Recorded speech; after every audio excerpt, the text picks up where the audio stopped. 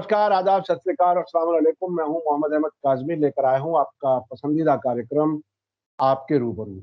इस कार्यक्रम में हम दुनिया भर में जो बड़े वाकयात होते हैं उसके सिलसिले में कुछ जानकार लोगों से, सीनियर जर्नलिस्ट से आपकी मुलाकात। अभी एक खबर बहुत ही पीछे चली गई है अफगानिस्तान और मिडिल ईस्ट के और दूसरे वाकयात की वजह से, वो है लेबनान। लेबनान में पिछले साल अगस्त 2020 में बैरूत बंदरगाह पर एक बड़ा धमाका हुआ। उसके बाद वहां एक तरह से सियासी वैक्यूम है, खला है। वहां सरकार के बगैर एक तरह से मुल्क चल रहा है और बहुत ही गैर मामूली सूरत हाल है, क्योंकि मैंने बगैर सरकार वाला इराक देखा है 2003 जंग के बाद। वहां जंग भी नहीं हुई और उसके बाद बगैर सरकार एक मुल्क चल रहा है। तो ये सियासी वैक्यूम क्यों है, क्या है, उसकी वजूहात क्या हैं और अब आने वाले वक्त में क्या कुछ हो सकता है, उस पर बात करने के लिए मेरे साथ खास मेहमान हैं सीनियर जर्नलिस्ट असद मिर्जा साहब, जो एक लंबे दौर से खलीज टाइम्स और बीबीसी एक लंबे दौर से काम किया है और अब एक कॉलम लिखते हैं जो कई जबानों में, अंग्रेजी, उर्दू और कई जबानों में, मुख्तलिफ मुल्कों में, मुख्तलिफ अखबारों में, मैगजीन्स में आपका कॉलम छपता है, जिसमें इंटरनेशनल इश्यूज काफी होते हैं। असद मिर्जा साहब, वेलकम है आपका। मीडिया स्टार वर्ल्ड को आपने वक्त दिया। आप ये बताइए कि अब लेबनान की सियासी सूरत हाल क्या है, क्योंकि वहां IMF मदद नहीं कर रही, मुख्तलिफ वजूहात से वहां करेंसी रेट बहुत ही डाउन है, इकोनॉमी बहुत डाउन है। हमने एक बार इंटरव्यू किया था, हिंदुस्तानी काम करने वाले लोग जो बैरूत में हैं वो बहुत बुरी हालत में है और पूरे मुल्क पे एक तरह से क्राइसिस है। आपको इसमें क्या कुछ नजर आ रहा है, क्यों है ये? शुक्रिया काज़मी साहब। सबसे पहले मैं ये बताना चाहूँगा अपने नाजरीन को कि लेबनान में गुज़िश्ता साल अगस्त में होने वाले बंदरगाह में होने वाले धमाके के बाद वहाँ के वज़ीर आज़म हसन दियाब ने अपने ओहदे से इस्तीफ़ा दे दिया था, क्योंकि उनके बकौल ये जिम्मेदारी उनकी थी कि वो अब पूरे मुल्क में जो है अमन अमान कायम रखें, लेकिन उनकी देख रेख में ही ये धमाका हुआ था। इसके लिए उन्होंने इस्तीफ़ा दे दिया। ताहम उसके बावजूद वो एक निगरान वज़ीर आज़म के तौर पर गुज़िश्ता 13 महीने से ओहदे पर फाइज रहे और वो और सदर मिशेल अऊन जो है वो दोनों मुख्तलिफ तरीक़ों से किसी हुकूमत को बनाने के लिए, कोई नई हुकूमत कायम करने के लिए तगुदो करते रहे। उसी दरमियान हसन दियाब ने इसी साल अगस्त के महीने में ये ऐलान किया था कि वो बिल्कुल नाकाम हो चुके हैं, हताश हो चुके हैं किसी भी हुकूमत को बनाने से। और उसके बाद से मंज़र आम पर नजीब मिकाती का नाम आना शुरू हुआ, जो कि एक बहुत बड़े बिजनेसमैन हैं और लेबनान के। और उसके बाद में नजीब मिकाती ने गुज़िश्ता हफ्ते के शुरू में ही ये कहा था कि उनके जहन में एक काबीना की शक्ल जो है वो उभर कर आ रही है और वो इस काबीना के बारे में जो है सदर आऊन से मशवरा करेंगे और हो सकता है कि जल्दी कोई हुकूमत कायम हो जाए। और जो था उनका कहना था कि ये उनका वायदा बहुत जल्द पूरा हुआ और गुज़िश्ता जुमे के दिन जो है लेबनान में 13 महीने के खलूत के बाद जो है एक नई हुकूमत जो है वो कायम हो गई है। इस नई हुकूमत में फिलहाल 24 मिनिस्टर शामिल हैं, जिसके अंदर एक नाम जो फहरिस्त है, क्योंकि वो एक टेलीविजन होस्ट रह चुके हैं, वो है जॉर्ज कुर्ताही का। इसके अलावा जो दूसरी बात पहली मरतबा लेबनान की किसी भी हुकूमत में हुई है कि उसमें किसी खातून को शामिल किया गया है। नायला रिशाती जो है उनको जो है एडमिनिस्ट्रेटिव डेवलपमेंट का मिनिस्टर बनाया। इसके अलावा जो है कि जो 24 रुकनी काबीना है उसमें 12 सीटें जो हैं वो मुसलमान उम्मीदवारों की हैं और 12 सीटें जो हैं वो क्रिश्चियंस की हैं, क्योंकि जबकि इन दोनों पार्टीज के पास जो है वो सिर्फ 18 लोग हैं। ताहम इसके बावजूद 3 में 3 जो पोर्टफोलियोज जो हैं वो हिजबुल्लाह को मिले हैं और 3 जो है वो अमाल को मिले हैं। और ये जो आप बाद में बताना चाह रहा हूँ कि ये एक लेबनान की खासियत है कि वहाँ पर 1943 के बाद जो है जब लेबनान ने फ्रांस से आज़ादी हासिल की, तो उसके बाद जो आइन तश्कील दिया गया तो उसमें एक बहुत ही अजीब तरीके की कन्फेशनलिस्ट गवर्नमेंट जिसको कहा जाता है مغربی دنیا میں وہ قائم کی گئی، اور اس کے مطابق جو ہے صدر جو ہے وہ ہمیشہ ایک کرسچن رہے گا، لبنان کا وزیر اعظم جو ہے وہ ایک سنی مسلمان رہے گا، اسپیکر جو ہے اسمبلی کا وہ شیعہ مسلمان رہے گا، اور اس کے علاوہ ڈپٹی پی ایم اور ڈپٹی اسپیکر جو ہیں وہ ایسٹرن آرتھوڈاکس چرچ سے تعلق رکھنے والے ہونے چاہیے۔ اس کا ایک معنی یہ تھا کہ اس طریقے سے لبنان کی جو کثیر مذہبی آبادی ہے اس میں ہر طبقے کو جو ہے وہ ایک نمائندگی مل سکے اعلیٰ عہدوں کے اوپر۔ اس طریقے سے ایک طرح کی کنفیشنلسٹ گورنمنٹ لبنان میں شروع کی گئی تھی 1943 کے بعد۔ تو یہ اب جو اس وقت اتنا لمبا پولیٹیکل ویکیوم جو رہا، اس کی کیا وجہ رہی؟ کیوں کچھ ہوا؟ آخر کون سے وہ ایلیمنٹس ہیں جس کی وجہ سے سرکار نہیں بن پا رہی؟ دیکھیے، جیسا میں نے کہا کہ جو آئین ہے اس کے مطابق جو ہے حکومت، اس کے اندر کرسچنس اور مسلمانوں کی تعداد برابر ہونی چاہیے، لیکن اس کے ساتھ ہی ساتھ جو گزشتہ سال سے بلکہ اس سے 2019 سے لبنان جو ہے ایک معاشی بحران کا شکار ہو چکا تھا، اس کا ڈالر جو ہے لگاتار گر رہا تھا۔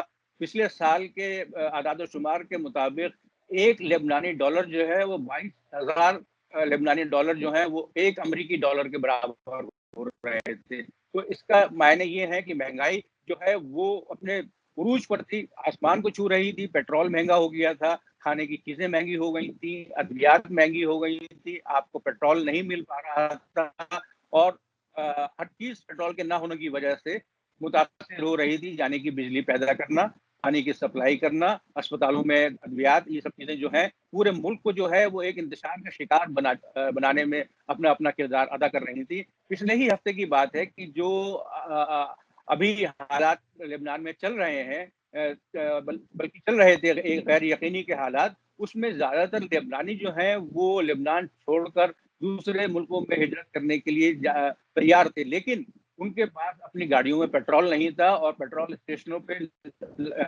لائنیں اتنی لمبی تھی کہ ایک گاڑی میں پیٹرول بھروانے کی باری آپ کی 6-8 گھنٹے کے ساری چیزیں جو ہیں وہ معاشی بحران سے تعلق رکھنے والی تھی۔ اور اس گزشتہ سال جو حکومت جس نے کی حسن دیاب کی حکومت جنہوں نے کی اپنے عہدے سے استعفیٰ دیا تھا، اس کے بعد جو ہے جب اگست میں 2020 میں وہاں پر جو ہے بندرگاہ پر جو دھماکہ ہوا، اس نے لبنان کے تیل کے ذخائر کو بھی متاثر کیا، اور اس کا مجموعی اثر جو ہے وہ لبنانی معیشت پر بہت زیادہ پڑا۔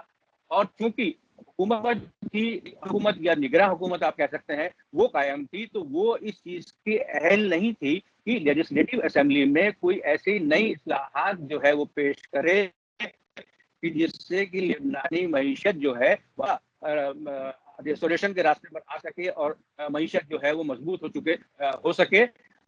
اور اسی وجہ سے جو ہے جو اقدامات تھے وہ سب فیل ہوتے چلے جا رہے تھے، اور وہ سب کل ملا کر لبنانی معیشت کے اوپر اپنا منفی اثر چھوڑ رہے تھے۔ اچھا اسد مرزا صاحب، جب لبنان کا ذکر آتا ہے تو اس کے ساتھ ساتھ ایران کا ذکر آتا ہے۔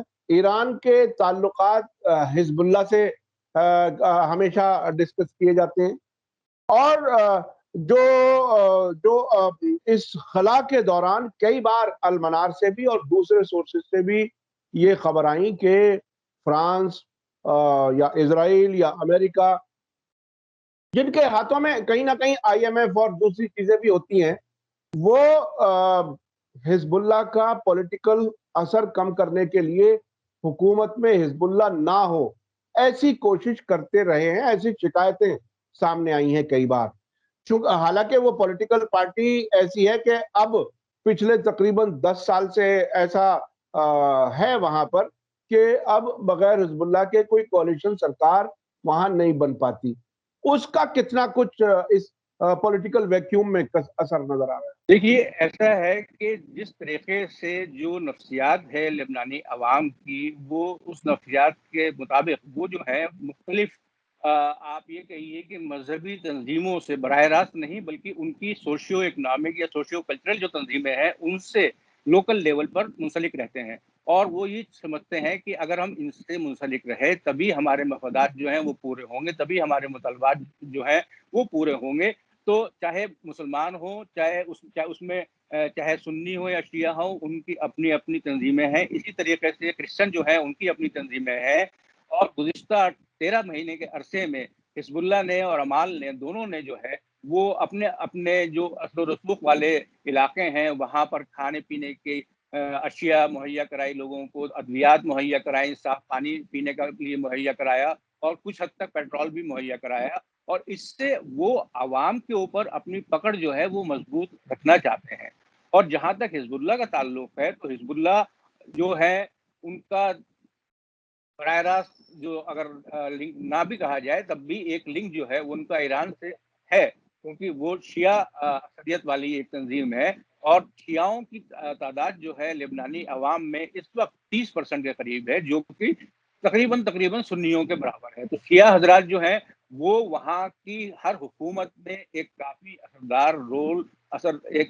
اثردار کردار ادا کرتے ہیں. اور اس کے علاوہ ایک بڑی اکثریت جو ہے لبنانی عوام کی وہ بھی ان کے حامی ہیں، وہ ان کی تائید کرتے ہیں. تو اس درمیان جو جیسے کہ میں نے پہلے کہا کہ جو کانسٹیٹیوشن کے حساب سے جس طریقے کی حکومت بننی تھی، تو اس 13 مہینے میں یہی کھیل چل رہا تھا کہ کس جماعت کو کتنے زیادہ کینڈیڈیٹ ملے اور کس دوسری جماعت کو کم کینڈیڈیٹ ملے. لیکن جو نجیب میقاتی نے جس طرح کی کابینہ تشکیل دی ہے اس میں انہوں نے یہ یقینی بنایا ہے کہ ہر فرقے کو، ہر طبقے کو جو ہے اس کو ایک برابر کی نمائندگی کابینہ میں ملے. اور اس کے علاوہ جو حزب اللہ کا رول ہے اس کے علاوہ ہم ایک اور دوسری بات یہ بتانا میں یہاں چاہوں گا کہ جو لبنانی سوسائٹی ہے وہ ایک مکس ہے مختلف مذاہب کا. یہاں ہم بات کرتے ہیں کرسچنز بھی وہاں پر اچھی تعداد میں موجود ہیں، سنی مسلمان بھی موجود ہیں، شیعہ مسلمان بھی موجود ہیں، یعنی کہ مسلمانوں کی وہاں پر اکثریت ہے. اس کے علاوہ دروز وہاں پر موجود ہیں، مرمونائٹ کرسچنز جو ہیں وہ موجود ہیں وہاں پر. اور یہ سب لوگ جو ہے آپ کو دوسرے ملکوں میں بنسبت کم پرسنٹیج ان کی ملے گی، جبکہ لبنان میں ان کی پرسنٹیج جیسے کہ دروز جو ہیں وہ ان کی تعداد جو ہے وہ 5.5% ہے، اور مرمونائٹ کرسچن جو ہے ان کی تعداد 5% ہے کل آبادی کی. تو اس طریقے سے ایک میلٹنگ پاٹ ہم کہہ سکتے ہیں مختلف مذاہب کا، مختلف کلچرز کا لبنان میں. اور لبنان چونکہ سیریا سے الگ کر کے ایک نیا ملک بنایا گیا تھا، وہ اس وقت دنیا کے سب سے چھوٹے ترین ملکوں میں شامل ہے. اس کی کل جو ایریا ہے وہ تقریباً 11,000 اسکوائر کلومیٹر ہے، اور اس کی جو آبادی ہے وہ تقریباً 80 لاکھ سے 90 لاکھ کے درمیان ہے. تو آپ کہہ سکتے ہیں کہ ایک چھوٹا ملک ہونے کے باوجود وہاں پر اتنے سارے مذہب، اتنے سارے کلچر موجود ہیں کہ ایک میلٹنگ پاٹ جو ہے وہ لبنان بن چکا ہے. اور لبنان کا جو آئین ہے وہ اس بات کی یقین دہانی کراتا ہے کہ سماج میں موجود ہر طبقے، ہر مذہب کی نمائندگی کابینہ، پارلیمان میں ہو، اور جو بڑے عہدے ہیں وہ بھی برابر طریقے سے بانٹے جاتے ہیں. اچھا، آپ نے ابھی ذکر کیا کہ وہاں پیٹرول کی کمی کی وجہ سے بہت ہی لوگوں میں پریشانی، اور بجلی کی کمی اور پانی کی سپلائی ہر چیز اس سے متاثر ہے. ابھی اس بیچ میں پچھلے 2 ہفتے میں جو خبریں آ رہی ہیں وہ ایران کی طرف سے تیل بھیجا گیا وہاں پہ، اور ایران کی طرف سے تیل بھیجنے کی مخالفت ایران کے خلاف سینکشنز کے بہانے امریکہ کی طرف سے تھی. تقریباً ایسا ہی لگ رہا تھا جیسے ایران سے وینیزویلا جانے والے جہازوں کے ذریعے جو تیل بھیجا گیا پچھلے 6 مہینے میں، تقریباً ایسی حالت اس پڑوسی ملک میں سیریا تک، لبنان تک پہنچانا ایک بڑا مسئلہ بنا ہوا تھا. تو یہ سینکشنز ایران پر، سزا لبنان کے لوگوں کو، اور اس میں مجھے یاد ہے حزب اللہ کے لیڈر حسن نصر اللہ نے ابھی تقریباً 2 مہینے پہلے ایک بیان دیا تھا کہ جس کسی کو ایران سے آنے والی دوا زہر لگتی ہو وہ استعمال نہ کریں.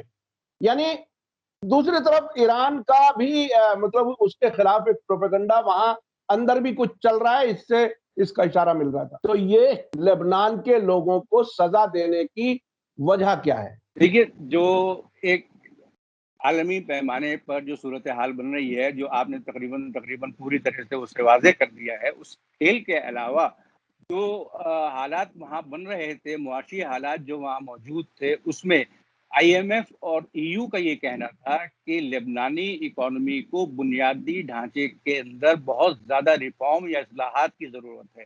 यहाँ पर मैं ये बताना चाहूँगा आपको कि लेबनानी बैंकर्स जो हैं, वो अगर स्विस बैंकर्स के बाद किसी बैंकर्स का नाम आता है, तो वो लेबनानी बैंकर्स का नाम आता है, क्योंकि उनके यहाँ पैसा डिपॉज़िट करने वालों को अपने पैसे की सिक्योरिटी के बारे में 100% यकीन होता है कि उनका पैसा सिक्योर रहेगा और वो दुनिया में जहाँ जी चाहे वो अपना पैसा ले सकते हैं। तो लेबनानी बैंकिंग सिस्टम को भी ख़त्म करना चाहते हैं मग़रबी ममालिक, और उसके अलावा वो ये चाहते हैं कि लेबनान जो है वो IMF की शराइत के मुताबिक जो है वो लोन लेना शुरू कर दे, ताकि IMF और वर्ल्ड बैंक का जो शिकंजा है लेबनानी इकोनॉमी, लेबनानी मईशत के ऊपर, वो पूरी तरह कसता चले जाए और लेबनान उस सूरत में पहुंच जाए कि जो हम कहें, यानी कि मगरबी ममालिक IMF या वर्ल्ड बैंक के जरिए उनको आपको मानना पड़े।